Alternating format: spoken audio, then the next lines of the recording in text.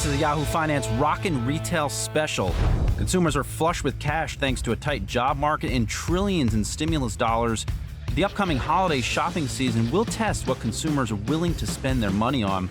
There's growing anxiety over the cost of living and a possible recession on the horizon. The biggest retailers, even Amazon, are warning of tough times ahead. And it's all down to this: cost of living crisis with inflation through the roof.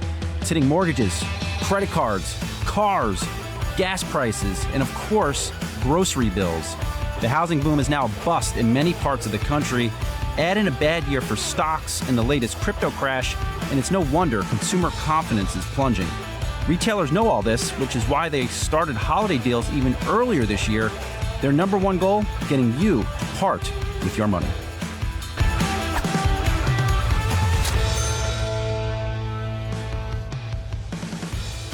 Loving that silky voice on the intro. Welcome to Yahoo Finance's Rockin' Retail Special. I'm Brian Sozzi here in Oculus, New York City, otherwise known as Westfield World Trade Center. Had 110 stores, maybe a little more than that, open in this location, 368,000 square feet of retail space. And guys, I've been walking around this for the past half hour, seeing a lot of tourists. Of course, it's a major tourist hub with the World Trade Center here. You have various subways that feed into this location. A lot of high-end shops like a John Varvatos. You have Boss, you have Stuart Weitzman. Not a lot, of course, I'm looking at an Apple store right now. Not a lot of shoppers in these stores just yet. Not seeing a lot of folks carrying bags, but of course, couple days away from Black Friday, and I would venture to say these stores will eventually get crowded as we near that big Black Friday holiday. But enough about me blabbing here. Let's welcome in our first guest, Alex Mill CEO, Mickey Drexler. I should also note, of course, the longtime legendary CEO of Gap and J. Crew. Mickey, always good to see you. Where are all the shoppers? They're not buying anything. Well, they probably will. My guess is they're waiting for the prices to drop. I think Black Friday probably started a week or so ago. Everyone seems to be on sale with lots of price cuts, and been a tough go the last month or two. I have to give you a shout out. I think it was 3 or 4 months ago. You were on Yahoo Finance Live. You said, Brian, I'm not seeing a lot of good things in retail. And nothing good really has come out of retail since you said that. Margins under pressure, retailers were too much inventory. How do you think this holiday season ultimately shakes out? It's funny that you said that. I have a lot of people say, why are you so negative? I say, because it's negative out there. I think it's, look, I don't know for sure. It has to be difficult because of the discounts, and Black Friday literally started a week ago with most people. I don't think it's easy to call. My hunch is it will be not a good one, but we'll see. When will inventories get past their peak? I'm in a Target, I'm in a Walmart. Went yesterday to Roosevelt Field Mall. There's so much inventory in these stores. They're in the when stores, is it going to go away? But there's more in the distribution centers. Mm-hmm. Some of the companies are okay. I think it'll go away when the prices get low enough to move the goods. But we all planned too ambitiously for this fall and holiday, and we own the goods. And if you don't make plan, which I don't think many people are, you'll just have the goods stack up. Who ultimately wins in this environment? In this environment? Well, last week, I think Walmart won. Trying to think of who else won. I think that was the first. I've never heard you mention a Walmart. Well, I don't usually, but I think it's interesting that it was a food win. Mm-hmm. And, they count it as retail, but I think half their business is food. A few others reported, and, a lot of the reporting says they beat estimates, but estimates seem to be very conservative. I don't know who else won, really. I don't recall. Macy's was a surprise. A surprise, winner. But again, you have to see the margins, and you have to see how they end up this quarter. November, from what I hear, and we had the same, it's very difficult. And now we're, I guess, I think we're in the second week or third week, but what I hear anecdotally is that people are complaining about business. Is Black Friday still a big thing? I think it's been promoted to the nth degree. I think it's almost a cliche, and I don't think it's a big deal, personally. But we don't. I've never been involved in a Black Friday business. So it's a big deal, and TV makes it a bigger deal with lots of people lined up at the store. We have to keep the lights on, Mickey. Yeah, right. We have to keep right. the lights on. So, talk to us about your former employer, Gap. Now, they don't have a permanent CEO in there. Why don't they just give you the gig? well, I got into trouble when I saw you last time. Yes, you did. So there were a lot of my friends there. I ended up having to apologize to a number of them. So I really can't talk about them. What's their place? What should they look like? Well, they should look like Gap looks. I think it's a great opportunity to be the all-American uniform-ish with very fair prices and with good-looking clothes, lots of color. But, everyone needs to look good. And, I think they'll do much better. Talk to us a little about Alex Mill. Why are you still in the game? Well, this is in your blood, I imagine. Yeah, well, the game to me is a hobby and a sport. My son started it about 10 years ago, and I always liked the name, and I liked what I had felt there. I left J. Crew, and I was a little bored. I was on some boards and all that. And then I joined him, and I have Samsak, who was with me for 15 years at Madewell and J. Crew. He quit on the temporary CEO. And so I put them together, and I said, wow, I'm employed again. So I'm in work every day. Because, I don't know what else I do. I don't play golf. I don't sit on the couch much. But you're a bit of a celebrity here. We were sitting over there in the corner. Somebody came over to you completely unprompted, said, hey, Mickey Drexler, you must be Mickey Drexler. I sent an email to you 20 years ago, and you replied. You acknowledged that something was wrong with the product. I don't see a lot of other merchants do that, but give some advice to these retail CEOs who may not be doing that. Well, most big corporations, it's my personal private opinion, very bureaucratic. You have to touch the team. You have to touch the people. And, a lot of them are big shots. And I grew up in the Bronx, so I don't love big shots. But I felt like everyone else felt. Please say hello. I work here, and you're important. And I learned what not to do. And I grew up in the Bronx, and that's kind of a place where you respect people, you're ambitious, and you want to be recognized. What is it like working with your son? We've worked it out. Okay. It's difficult for him, and it was difficult for me, but we've worked things out over the last year. It was not easy. Before I let you go, I have 30 seconds. Your big prediction this holiday season? Could be a retailer that does well, how things will shake out. I think huge sales, and I think it's not going to be a very good one. I hope I'm really wrong. Well, it is always great to get some time with you. Mickey Drexler, thanks for coming down here. I know you're a busy guy, and this is not an easy location per se to get to. Yeah. Always nice to see you. Thank you so much. Thank you. All right, coming up, we're going to get out to a UPS distribution center. Our very own Danny Romero visited that distribution center. We'll bring Danny in on the other side of the break.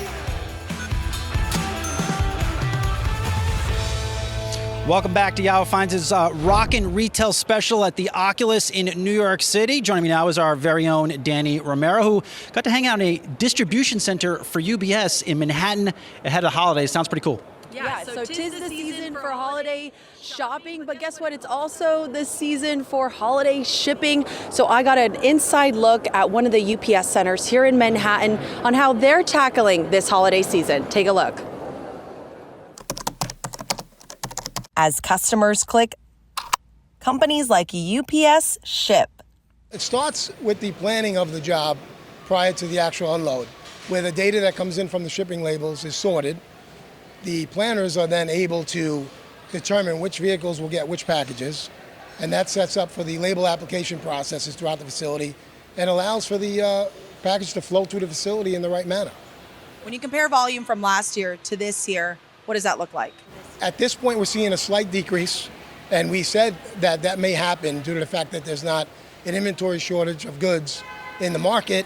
Leo Cummings is the New York operations manager at this UPS center on West 43rd Street in Manhattan. Well, I can tell you that all the packages that come through this facility, 90% of the packages in our network go through some automated facility.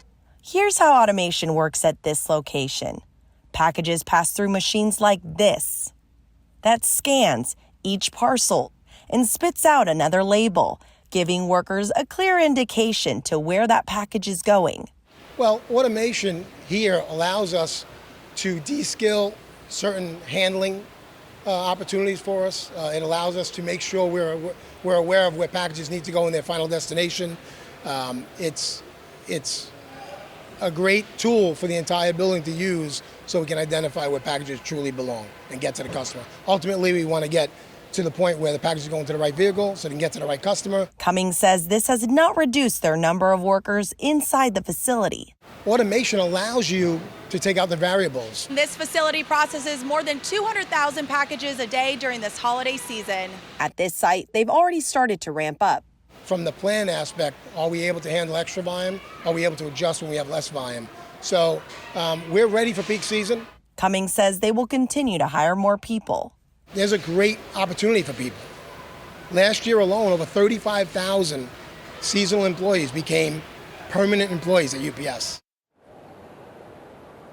And those positions that you just heard, they range from $15 to $36 an hour. But Sozzi, there's also something else on the table for UPS, and that is one of the largest rail unions rejected a tentative deal. So that really, UPS is one of the largest rail customers. They sent us a statement that reads, we encourage an immediate resolution that is beneficial to all parties, and we believe that agreements can be reached. A rail strike would cause unnecessary impacts for the U.S. economy and consumers, and UPS will flex our integrated smart logistics network to serve our customers. So the stakes are really high here, Brian. All right, Danny Romero, good reporting there. Let's stay on all things supply chain here. Let's bring in John Gold, the National Retail Federation's Vice President for Supply Chains and Customs. And John, you just heard Danny mention the potential railroad strike. How debilitating would this be for the retail shopping season, but look, even the economy more broadly? Look, I think a rail strike would cause $2 billion in damage a day for the U.S. economy. That's what the American Association of Railroads has projected. It's significant. I mean, everybody relies on the rails to get their goods to market. Imports, exports, agriculture, manufacturers waiting on inputs to production. Also, sensitive materials, things like chlorine, which need to get into healthy drinking water. So this is significant if a rail strike were to occur on December 9th. Yeah, and speaking on labor, automation has been tossed around a lot in the conversation. Is that the future of supply chain? Seeing on the port side, also anything revolving around supply chain? I think technology and automation certainly are critical to the future of the supply chain. If we truly want to have a 21st century global supply chain, we've got to bring technology and automation into it. We've got to bring the workers into it as well. They've got to be part of the discussion as we're talking about the future and technology and automation. They've got to be part of that conversation. But it is going to be significant, and we've got to move forwards on getting that as a part of the supply chain. We've got to have better visibility and better connectivity for all the partners to understand what's happening at any stage in the supply chain. For those that don't have your expertise, John, would a railroad strike, does that mean the truckers, logistics companies, how can they pick up the slack? Would they just be overrun with demand and orders? So if a rail strike were to happen, that means the entire freight rail system would shut down. That means products moving from the ports, moving in the country, exports moving out. There is some capacity to pick up in truck, but you're not going to be able to pick up all the cargo that moves on rail that goes onto truck. So we're going to have capacity issues. Well, it sounds like major delays of Definitely products. Major delays if it were to happen. Obviously, a short term would be better, but we hope there's no disruption whatsoever. Yeah, And speaking of trucking, California has this ambitious plan to make their trucking fleets, change from diesel to electric. How feasible is that really for our current environment, our supply chain? I think as the truckers have said in California, it's a challenge. You don't have the infrastructure in place to be able to do the charging for the trucks that are needed, especially at our ports. We've got clean truck programs that are going to effect at the ports of LA and Long Beach, but we don't have the number of trucks we need. We don't have the infrastructure. So I think many shippers want to work with California legislature and let's get to a greener economy, but let's do it in the right way where we don't force people out of business to make it happen. Inflation and the supply chain, based on what you're seeing and based on what you're hearing from your contacts, what does the inflationary outlook look like over the next 6 months? I think inflation continues to be a concern. Obviously, consumers continue to be concerned about that. But look, we're going to have a positive holiday season. From what we've seen thus far, the research we've done, we're looking at 6 to 8% growth in the holiday season this year. So looking at $942 to $960 billion in spending by consumers. So I think there's a lot of unknowns to what happens going into next year. But I think retailers are trying to plan their best to be ready for that continuing consumer demand that we've seen for the past 30 months. And speaking of that, things have really shifted on the West Coast. They've gone from choke to fluid now, but there's also a dilemma, and that is on the warehousing capacity. What is the solution there? I mean, I've heard that warehouses are now expanding their outdoor space, but how much of that is really a temporary solution? Yeah, I think a lot of the challenges we faced on the West Coast was everybody bringing product in earlier in the season, but also we've got the ongoing labor negotiations on the West Coast. That's why you saw such a shift this summer to the East Coast, and we've got East Coast and Gulf Coast ports are full. I think warehousing certainly is a challenge as you've had full warehouses, but I think as retailers right-size their inventory, they're going to be better able to process that inventory moving forwards. But, making sure we're able to open up new warehouses, have better fulfillment centers that are in place, have regulations that help incentivize opening warehouses, move warehouses to other locations, have inland locations where you can then shift cargo to there. So I think there are some options there, but we've all got to work together to make it happen. Is the labor shortage in the trucking industry still as severe as it was a year ago? From what we hear, there still is a significant driver shortage that we continue to face, both on the drayage side as well as the long haul side. So I think labor throughout the supply chain continues to be a challenge. Yeah, and I wanted to shift gears a little bit on the U.S.-China trade dispute saga. Do you believe that tariffs are inflationary, and is it really worth it given our inflationary environment right now? We've said from the outset that tariffs were not the right strategy to deal with the China trade issues we've been dealing with. Putting tariffs on products for everyday consumers doesn't make sense, and has not worked. We haven't seen China make the changes they were supposed to because of the tariffs. So we think there are better opportunities to engage China on some of these trade practices that not only impact the U.S., but impact our trading partners as well. How do you engage them? I think through ongoing dialogue. I think, having President Biden and President Xi actually have a conversation, once again, get that dialogue going, but then let's figure out a better path forward, because the tariffs have been applied on the China imports, impact U.S. consumers, impact U.S. manufacturers. It only raises the cost of these goods for the ultimate consumer. Do you see any change happening, though? Not right now, but we want to continue to see change, hoping, now with USTR having their 4-year review of the tariffs, hopefully now they're already having an opportunity to talk about the negative impact the tariffs have had over the past 4+ years. And then again, opening the door to have those conversations with the Chinese, which we haven't had in almost 2 years. I'm asking every guest that we have on here their big prediction for this holiday season. Are empty shelves over? What is your big prediction? I think, our big prediction, we put our forecast out a couple weeks ago. We're looking at 6 to 8% growth over last year's holiday sales, roughly $942 to $960 billion in consumer spending this year. That's not recessionary. That's not recessionary. And I think, consumers have continued to spend throughout the pandemic and then some.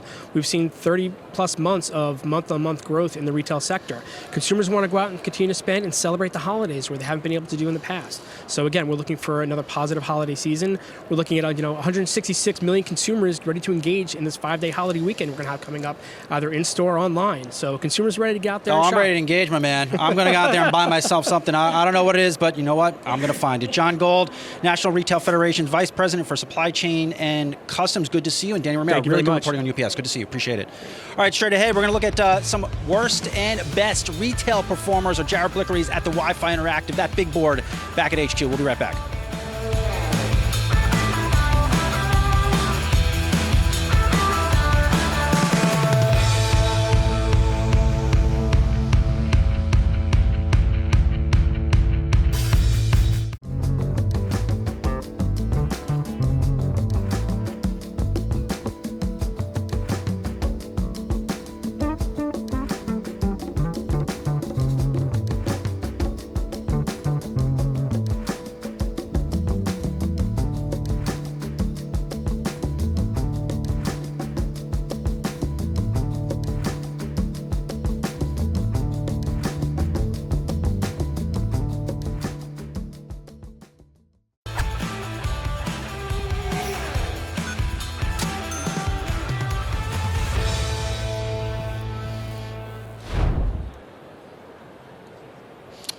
Welcome back to Yahoo Finance's Rockin' Retail Special. I'm Brian Sozzi here, still in Oculus, New York City at the World Trade Center. But I want to get back to Yahoo Finance HQ, and that is where we find our very own Jared Blickery, who is rocking that Wi-Fi Interactive, looking at some of the best and worst retail performers so far this year. Jared.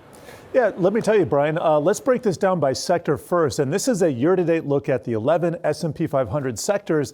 What stands out is energy is the only one in the green. Following that, we have consumer staples, and that is a part of retail. That's only down about 2.2%. To the downside, consumer discretionary, that is down 32%. So kind of a bifurcation in terms of what people need, that's staples, versus what they might not need. That's discretionary. And here is a similar look over the last month. Only consumer discretionary and communication services are in the red. And I'll tell you what, you peer into the retail sector itself, and guess what? All of this, not all of it, but most of it is due to Amazon, because we can see over the last month, many of these stocks, if not most, almost all of them, largely in the green here. Home Depot up 15%, Walmart up 11%. And if you're screening for some winners to buy, hoping on that Santa Claus rally into the end of the year, and technically it's really only the last 5 days a year plus 2 days of the following year. But nevertheless, if you're looking for some of those guys, I want to show you who is the least worst off from their highs. Now, if we sort by here, we can see at the very top a lot of these consumer staples and also some of those discounting stocks. We got Dollar General that is only off 1.5% from its record or 52-week high, TJX down 2%, Ulta Beauty down 2.7%. In fact, if you take a look at this top line here, also going into Ross Stores, Walmart, Dollar Tree, BJ's, Costco, those are all staples and basically selling things that people need. To the downside is where we find a lot of those electronic retailers. Look at this, down 89%, Wayfair. Also seeing that in Shopify, down about 80%. And then Amazon, we already took a look at that. That's down 50% from its 52-week high, Brian. Hey, Jerry, you know what a good time for me is? Buying plastic forks at Dollar General, sharing everything with our audience. Now, I never hide anything. But besides that, Jared, I know you're also crunching some data on how stocks trade during a holiday shortened trading week. Yes, fortunately, Almanac Trader is doing the heavy lifting for us. This is November, and this is what the major average is, and he breaks them out individually. So we got 4 here due over the month of November. What's notable is that we kind of go about sideways to maybe a little bit down into the middle of the month, and then just around last Friday would be around the turning point, tend to see that rise into the end of the month. And his bottom line here is the best short-term trader appears to be getting along into any weakness in the week or days before the holiday. So presumably that would be today. Today's a down day. And selling any subsequent rally toward the end of Thanksgiving week or before the end of the month. Let me just show you what the S&P 500 has been doing. This is over the last 3 months. We can see after hitting that low, that recent low, in fact, that's the low of the year in October, it has been a steady climb up, but kind of flagging, just a little bit of sideways action here. So maybe that Thanksgiving rally going to take effect. We'll have to see, Brian. All right, Jared, send me a turkey leg back there at Yahoo Finance HQ. Jared Blickery, thanks so much. All right, let's stay on all things retail and economy. Let's bring in a friend of the show, Mastercard Chief U.S. Economist, Michelle Meyer. Michelle, actually, it's the first time I'm seeing you in person after 10 years of knowing you. I think that's right. All right, so take us through some of your holiday numbers. I'm an avid consumer of the Mastercard Spending Pulse data. How do you think this holiday season will shake out? Well, it's interesting. We're forecasting just over 7% growth this holiday season for retail sales ex autos, and we're really keenly focused on what happens this Black Friday period. We're looking for just Black Friday alone to be up 15% year over year. And I think what we learned so far from this season and looking at our high frequency data is that the consumer is focused on promotions. They're looking for those moments in time where they feel like it's the appropriate point to purchase, to go in full ahead and buy those holiday gifts. So you see a bit of fits and starts thus far, and I wonder if that's going to continue into the rest of the holiday season. Michelle, that's a huge number, 15%. I thought we were nearing a recession. You know, part of the reason it is a big number is because last year, Black Friday wasn't really characteristic of Black Friday, similarly as the year before, because you didn't have as much in-store purchasing. You didn't have the typical, doorbuster sales that you had in prior years. Last year and the year before that, it was a lot more spread out. It was much more concentrated online, and retailers also accommodated that or looked for that. This year, I think you're anticipating, and we'll see, but it seems like we're going to see a lot more of that in-person in-person sales where people rush out to get those promotions and make sure they check everything off their list. One thing that has surprised me, just talking to a lot of retail executives as they have been reporting earnings the past 2 weeks, they're telling us that consumers making over $100,000 a year, those higher income households, they're trading down. Yeah. I haven't heard that in some time. Are you hearing that? Yeah, I think that is, something we have to keep an eye out for, and I think we are seeing it to a certain extent. And it makes sense given the macro backdrop, as you noted before. The economy has been faced with high inflation. A lot of categories have seen, extremely high price shocks. We are seeing an environment of higher interest rates. The Federal Reserve is actively hiking rates and anticipates will continue to hike interest rates. So the consumer is trying to navigate this environment. So a certain amount of trading down when their budget is becoming more constrained makes a lot of sense. Also, consider where we're coming off of. Last year and the year before was really, really, really strong when it comes to overall consumer spending, where consumers had a lot of discretionary income to put to work. I'm really testing your knowledge here, but how concerned are you about the savings rate really coming down? The way I look at the decline in the savings rate this year is people have tapped their savings to go out there and buy food and household essential. How concerning is that for the economy as you look towards next year? So it's going to get a little wonky, but there's the rate Love of... it. Fire away. That's what we're here for. There's the rate of savings, and then there's the level of savings. So the rate of savings has certainly come down, and it will remain a lot lower because, in part, people have a stock of money still out there, this pandemic savings. By our calculations, about a quarter to maybe a third of that cumulative pandemic savings has been used. So there's still some capacity out there to put that money to work, but it does mean that the rate of savings, that savings rate, is going to remain historically low for some time. As we look towards next year, we have a slowing housing market. Yeah. We have a stock market that has just caused a lot of wealth destruction. How do consumers adjust to that? How do you see that playing out? So I think what you're speaking of is the idea of a negative wealth shock. Negative wealth effect. That, consumers are now seeing their finances shift, particularly those higher income consumers that are more levered to the stock market or maybe homeowners. But I also think it's important to think about the starting point, right? That the wealth effect doesn't happen overnight. It is a response to the cumulative change in wealth that happens over several years. So a bit of what we've seen throughout this year has been a payback from extraordinary appreciation in the stock market. Even in the housing market as well, home price appreciation nationally on a year-over-year basis ran above the peak rate in the early 2000s. So we're now seeing the normalization of that market. And it's happening quickly, and it's causing some ripples and some shocks, and people have to adjust to that. But it makes sense that we're seeing these adjustments given how excessive some of these gains were over the last few years. Based on what you're seeing there and just inflation is still high. I know we had a positive reaction in markets to that CPI index rolling over a little bit a couple weeks ago, but do you see a recession at all next year? So first on the inflation point, I think the October inflation report was really important as the markets react. And the reason that it was so important is if you dig into the details, what we're starting to see is core goods inflation come down. Some of the categories that had the biggest price increases are now starting to see some declines. That's critical. And that matters for how you think about the possibility of a soft landing, because to the extent that inflation can come off the highs, that supply chain issues start to be resolved, as you just spoke about, that the demand story starts to shift, then you get a more natural mitigation of inflation pressure, which means that maybe the Fed doesn't have to be as aggressive at slowing down the economy in order to achieve their goals. That's not to say the Fed is done.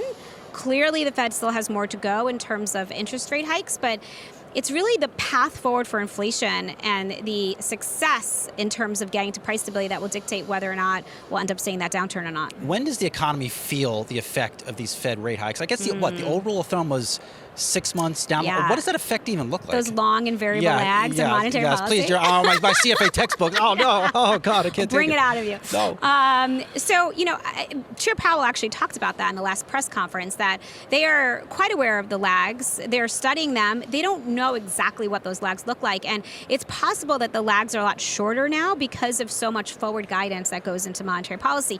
The market moves in advance of the actual changes in monetary policy. So if those lags are indeed shorter, then from the Fed, they can react maybe a bit more to real-time movements in the economy. But it's a risk, and they have to be aware of that, because what they don't want to do is tighten too much, realize, oops, we overdid it. The economy is going to be too weak, and then they have to pull that back. So they're going to tread very carefully, I think, from here on. Last 30 seconds, your big prediction for this holiday season.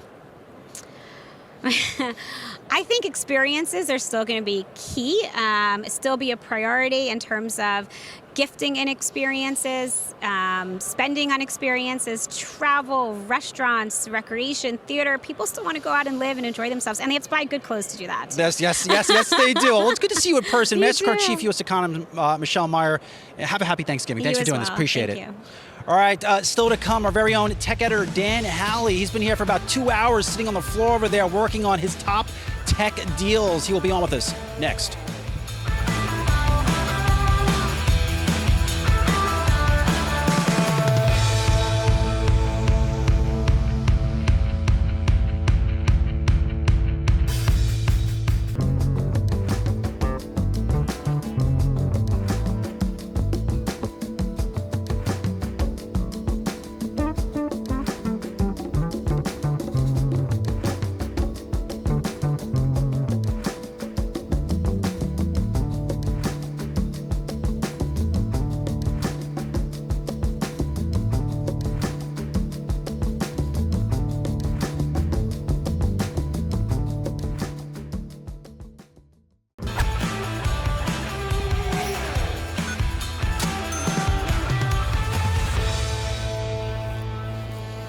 Welcome back to Yahoo Finance's Rockin' Retail Special here at Oculus in New York City. The energy, well, it's popping. We're looking at a lot of shops. People are not exactly in them buying things, but Black Friday, of course, is right around the corner, and that means everybody, mostly everybody, will be looking for awesome tech gifts. And here's our very own tech editor, Dan Halley, looking for the hottest tech items. Yeah.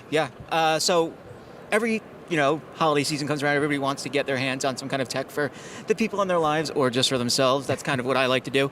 So I do have a good list of some of the biggest items. I think despite coming out 2 years ago, one of the biggest ones is still Sony's PlayStation 5. It's been a bear for people to get them. You had the COVID shutdowns, you had the chip shortages, you had huge amount of demand, not enough product. It's still out there as one of the gifts that people really want. I was trying to get one the other day for my buddy. I'm not paying for it, he's going to pay me back, but it's still sold out. After that, we have the rival, Xbox. It might not be as popular as the PlayStation, but Microsoft has some amazing services.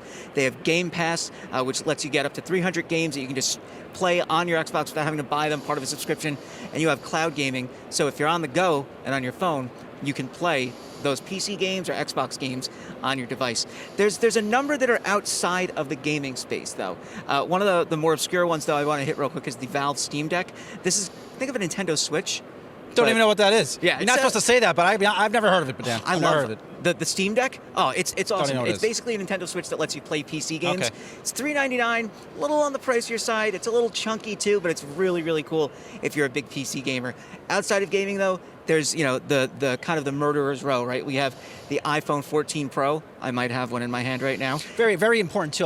We're supposed to get Best Buy earnings this week too as well. That is supposed to be a key driver. I would really be listening to that Best Buy earnings call to see the adoption on that new iPhone. That is a great holiday season tell. And it's the bigger one, the Pro. So that's the one that's going to drive ASP for Apple, and also the one that's kind of hard to get now because of those COVID shutdowns. So if you are shopping for one for somebody for the holidays, make sure that you go sooner rather than later, because you might not be able to get it later on in the holiday season.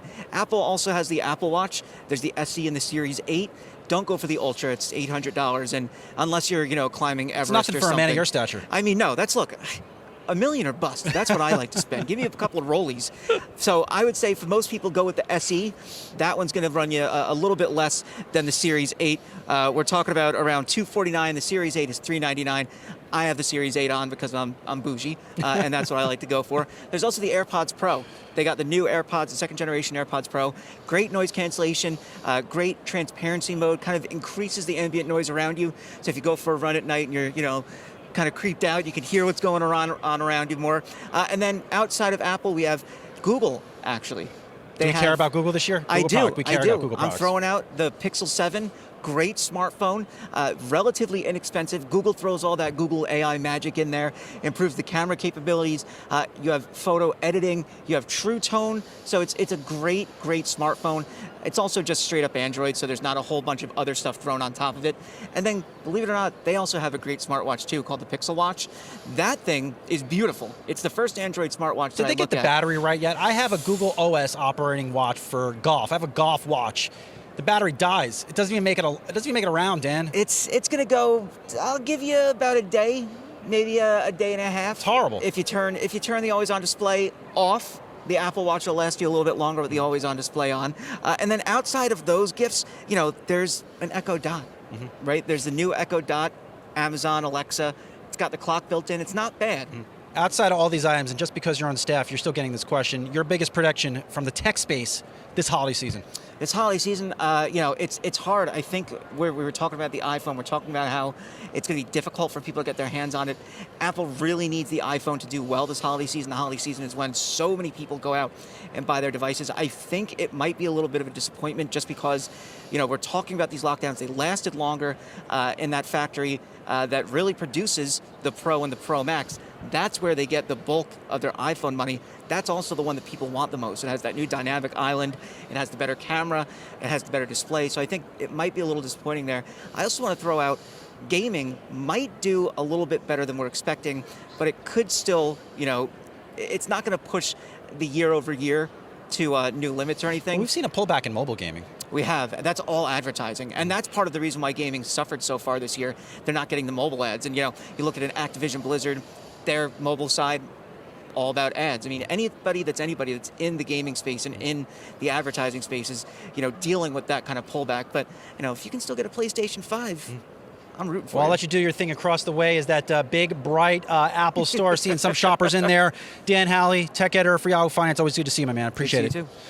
All right, we're talking all things retail, of course, in our Rockin' Retail Special. Oculus, New York City. Not really seeing a lot of shoppers per se, but a lot of tourists out here at this location. Very much looking forward to talking to our next guest. That is Retail Analyst Hitha Herzog. Talk a little bit about luxury shopping, you name it, etc. We'll be right back. The price of things have gone up. My salary hasn't gone up. It's still the same, so it has really affected a lot of my decision making. It's a little bit difficult, but if you save, you can make it work. Inflation is affecting everybody. I will be spending more time shopping online. Absolutely. I'm trying to spend less. I plan on spending smarter, so hopefully that's less. All right, a little short break here. Yahoo Finance's Rockin' Retail Special. Still Oculus in New York City, still planted in the seat, still watching shoppers maybe buy some high-end luxury goods. And speaking of luxury, we have our friend of the show, Retail Analyst Hitha Herzog. Hitha, it's been forever. Good to see you. It really has been forever. So, but we have a long history. Yes, we do. Yes. Talking retail. I know luxury. You love talking about luxury shopping. How do you think that luxury shopper will come out this holiday season? It's interesting, Brian. We really saw a V-shaped recovery with the luxury sector post-pandemic, I should say. But now I think what's happening just in terms of, the high-end shopper is definitely going to buy luxury, but when you come to that middle-range shopper, that aspirational shopper, they're the ones that are going to feel the crunch because of all of these headwinds we are seeing, because of the inflation issues we are seeing, and also with supply chain. What are they buying? What is a high-end shopper shopping for? Oh, Hermes handbags for sure. If you some of the statistics that were coming out of Hermes, I think they had increased prices by almost 4 to 5%, and revenues had increased 20 to 30%. And they plan on increasing the prices of the bags. So right now you have these bags going for at the minimum $10,000. So those high-end shoppers are going to be buying those handbags. You know what is? It's interesting. We were just talking to Michelle Meyer, Mastercard's U.S. Chief Economist. That pullback in high-end consumers, I have not heard that since probably the Great Recession. Right. I think it was right around the time when we knew each other, met each other. We still know each other. Well, we know each other, of course. But right. when we started doing this together, started out in our respective careers, the Great Recession happened, and we saw that pullback from the high-end shopper. And I remember people were even hiding their bags of where they were shopping. I don't think we're going to see that. You took my next question. That's exactly what I was going. Luxury got shunned. I mean, if the economy is slowing down again, do you think we're going back there where we're no longer buying Coach sea bags anymore? Well, this is what's going on. A study by Oracle said that 88% of people just want new experiences. 45% of those people haven't really felt happiness in 2 years. So what you're going to see those 45% of people doing is going into stores to try to get that happiness back, regain that happiness. Happiness It's terrible. 2 years, they have not felt happiness. So they're going to go into stores. They're going to want to go into the Kiehl store and get their skin checked. They're going to want to go into all these other stores and just experience life. If you think about it, the American consumer, this is a great professional pastime. People like to go shopping. So it's all about those retailers bringing in the experience so that people can experience that. Well, I'll speak for you for a second. I imagine you've been happy over the past 2 years. I know I definitely have been happy, but let's go from luxury to specialty apparel. We just had former Gap CEO Mickey Drexler. Wow, what an icon of retail, talking about Gap a little bit. But what's the future for a company like that? Heath, I just don't see it. I don't see it. I think what's going on with these companies, especially those middle-range companies, they need to understand that it's all about inventory control and making sure that they have a good pacing of what's coming out in the store. So have a real understanding of what's going on with their consumer base and understand how that consumer is shopping. Are they coming into stores? Do they really want to see Kanye West collection in massive bags on the floor? I don't think so. But that just goes to show you that they don't know what the consumer base is yet. Will they get back to it? I'm sure. But it's all about returning to who their shopper is and how they shop. You've been covering retail for a while. Is it surprising that Gap couldn't figure out a way to make money off of Kanye West? It is a little surprising, but from what I understand, there were a lot of cooks in the kitchen and a lot of people weighing in on what was going on with that collaboration. As we saw Mr. Yi, I don't know what he goes by now, but he was saying that to my point, there were a lot of cooks in the kitchen and no one really can make a decision. So, when you have that situation, I can only imagine how difficult that must be. A little bit more of a positive story, and one that has surprised me, is Macy's. I was on that Macy's earnings call last week. Heath, I was shocked. Bloomingdale's doing pretty well. They were selling discretionary items. A completely different story than what we heard from Kohl's. Macy's has turned into like a comeback story here. I think what ended up happening with Macy's is they finally got a clue that they needed to bring younger people to the table. And one collaboration that they are doing, which I love, is that for their VIP customers, they are incorporating cameos from the Santa to talk to the kids of the VIP customers. So these kids are going to be getting actual videos from Santa, which is absolutely genius. This is how people shop now. People want that experience. And to your point, that's what gives true happiness. And in terms of Bloomingdale's, I have a friend that's a former executive of beauty and fashion there. And the way that it is merchandising and what she's told me, it's quite astounding. I mean, the way that everything is laid out and how it just draws in that shopper. Brian, it's all about what that shopper is going to experience this holiday season. And if those retailers can really hit the nail on the head with that, well, they haven't figured it out by today, there's an issue. I just had a moment of unhappiness because I remember thinking back to my mom would take me to Sears to go visit Santa, and now they're getting cameos. Now they're getting, welcome to 2022, Brian. Exactly, I know, I'm a couple of years behind. Last thing before I let you go, I'm asking everybody their retail predictions for this holiday season. Hit us with one. I think the consumer's still going to shop. I think what we're going to see is a real issue come February, March when those credit card bills start coming in. But I think, as I said, people want to feel true happiness. They're going to go out there and they're probably going to buy on a lot of debt. And then the reality is going to hit them in the face come February, March. All right, we'll say this too. We didn't plan these colors, even though we've known each other for a long time. Hitha Herzog, Retail Analyst. Always good to see you. Happy holidays to you. Happy holidays. All right, we will be right back from Oculus, our Rockin Retail Special. Well, it rolls right along.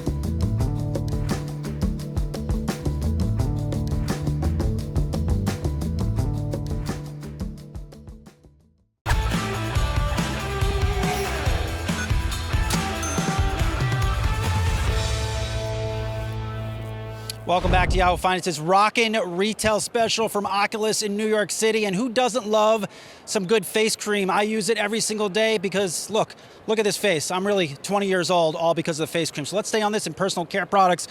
With Kiehl's is David Cohen, New York City District Manager. Good to see you here. Thanks for having me. I imagine this is a big week for you and the team. Yeah, it's huge. I mean, it is now go time. We've spent months preparing for this. It's a really exciting week for us, and we're really looking forward to some great things. How do you prepare for a a Black Friday week like this? So, the win is all in the preparation, right? So it's making sure that we have the right people who are trained. We have a very extensive training program that's really focused on ingredients. So our skin pros, which is who we call our team, our skin pros are ready to serve our customers and give expert advice. What are consumers coming into Kiehl's for nowadays? It varies, right? So a lot of people are coming in for their favorites that they've used for years and years. I mean, Kiehl's has been around since 1851.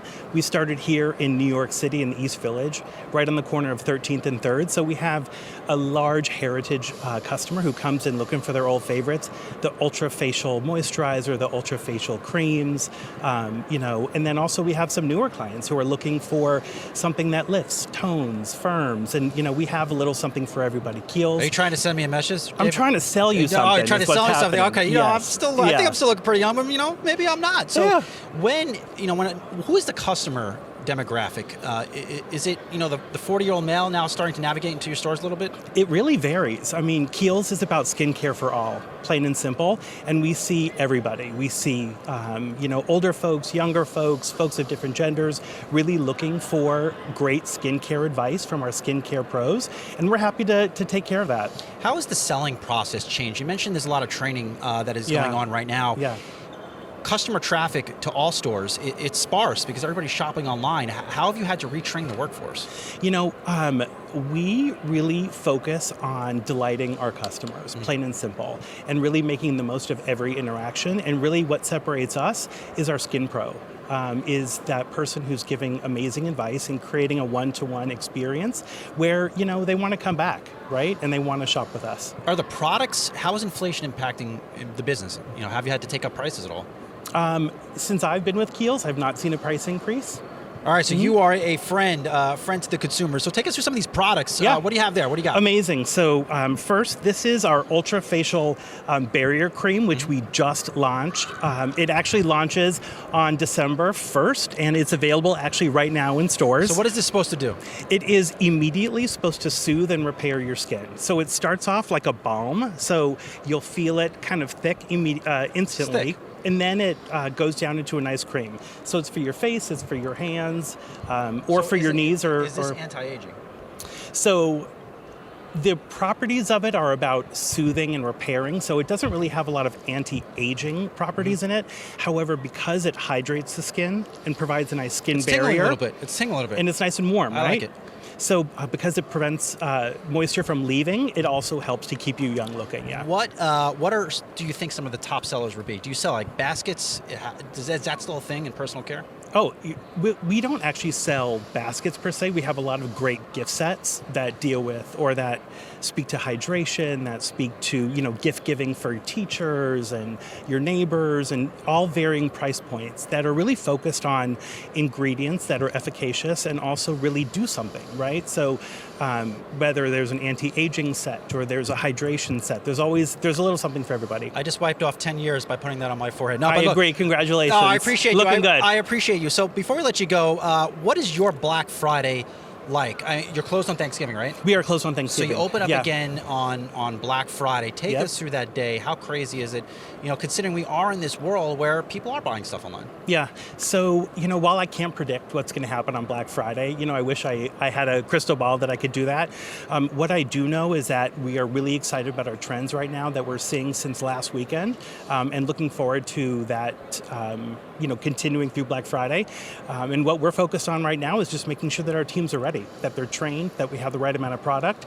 Because when our customers come into our stores, what they're looking for is an amazing experience, right? And our skin pros are able to deliver that. Well, thanks for taking some time. I know this is a very, very busy week. Yeah. David Cohen, Kiehl's New York City District Manager. Good luck. Get some sleep. Thank you. Appreciate the product. Yeah, thank you. All right, well, that's it for me at the Oculus New York City Yahoo Finance's Rockin' Retail Special. Again, the crowds are sparse here. This is a major tourist hub here in New York City. I imagine as Black Friday nears, those shops will in fact be full. That's it for me. More on the other side of the break. Shauna Smith, David Briggs have you for the next few hours of market coverage. We'll check you guys later.